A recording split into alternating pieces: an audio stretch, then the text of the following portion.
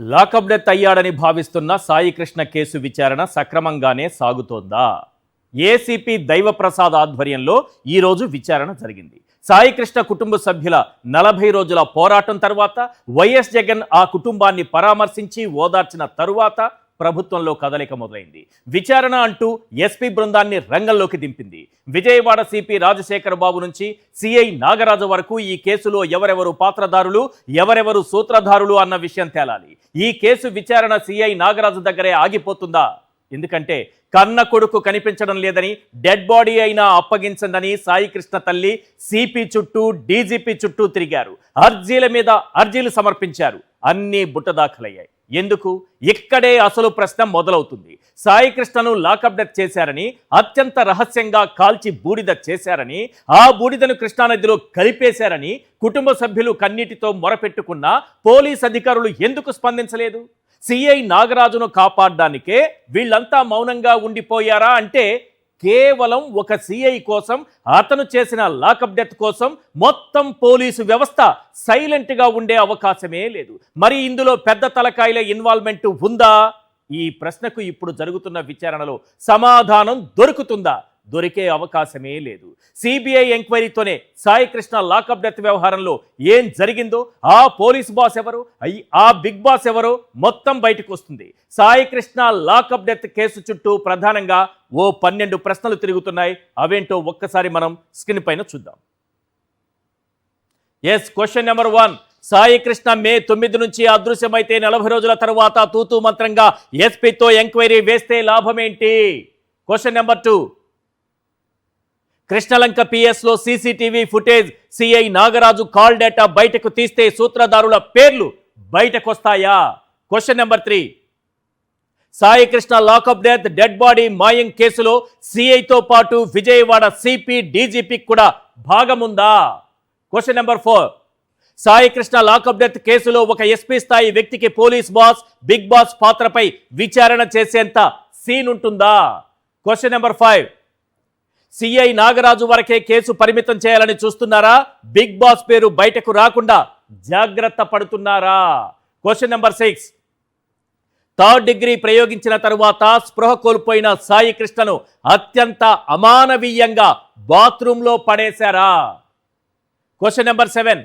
Saikrishna dead బాడీని 3 రోజుల పాటు విజయవాడలోని ఓ ప్రైవేటు ఆసుపత్రిలో అత్యంత రహస్యంగా ఉంచారా? Question number 8. ప్రత్యక్ష సాక్షి మహంకాళి చందు సెల్ఫీ వీడియోను పరిగణనలోనికి తీసుకుంటారా? అతన్ని విచారిస్తే మరిన్ని పేర్లు బయటకొస్తాయా? Question number 9. ఇదే సిఐ నాగరాజు అరాచకంతో ఆత్మహత్య చేసుకున్న క్రాంతి కుమార్ కేసు పైన పోలీసు బృందం విచారణ జరుపుతుందా? Question number 10.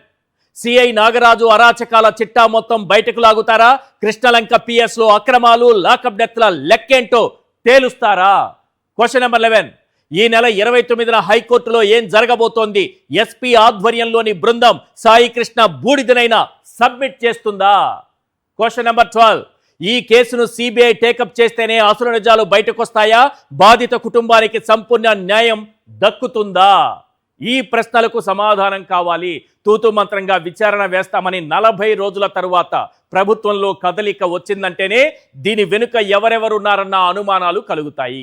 ముఖ్యంగా 42 రోజుల తరువాత ప్రభుత్వంలో కదలిక రావడానికి కారణం ఏంటి?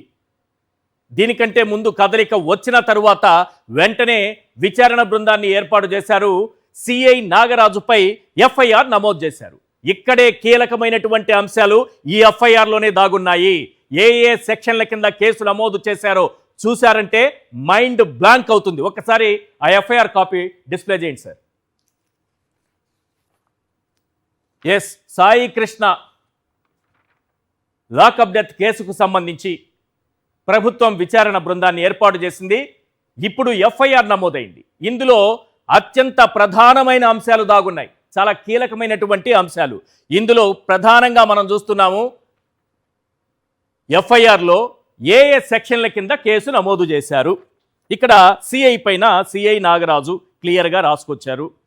సిఐ నాగరాజు పైన కేసు రాశారు. Right.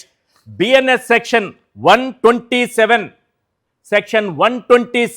Sub section 4 127 subsection 6, 103, 103 BNS section subsection 1, అలాగే బిఎన్ఎస్ సెక్షన్ 238.